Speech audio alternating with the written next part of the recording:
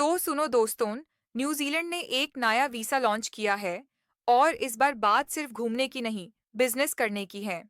इस वीसा का नाम है बिजनेस इन्वेस्टर वीजा। अगर आप एक सीरियस इन्वेस्टर हो जिसे सिर्फ पैसा कमाना नहीं बल्कि देश की इकोनॉमी को भी बूस्ट देना है, तो ये वीसा आपके लिए है।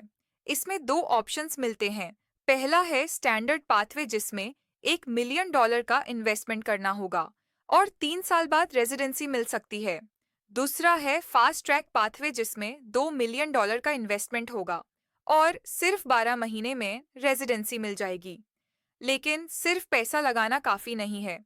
आपको एक ऐसे बिजनेस में इन्वेस्ट करना होगा जो कम से कम 5 साल से चल रहा हो, फाइनेंशियली स्ट्रांग हो और जिसमें 5 फुल टाइम एम्प्लॉयज ऑलरेडी काम कर रहे हो।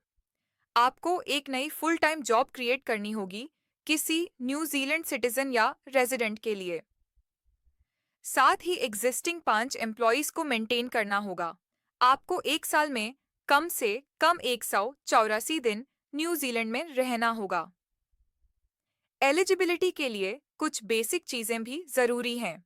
आपकी एज 54 से कम होनी चाहिए, इंग्लिश आनी चाहिए, बिजनेस का एक्सपीरियंस होना चाहिए और अपने परिवार के लिए $5 लाख का सपोर्ट फंड भी रेडी होना चाहिए।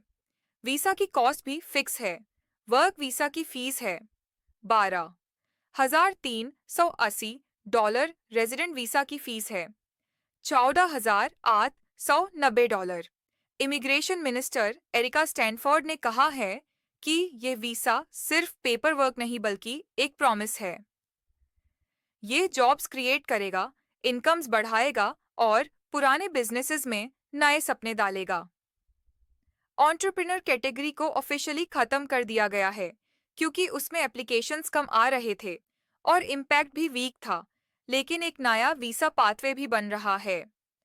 स्टार्टअप फाउंडर्स के लिए जिनके पास स्केलेबल और इनोवेटिव आइडियाज हैं, तो अगर आपके पास है पैसा, प्लान और थोड़ा सा स्वाग, तो न्यूजीलैंड आपका इंतजार कर रहा है।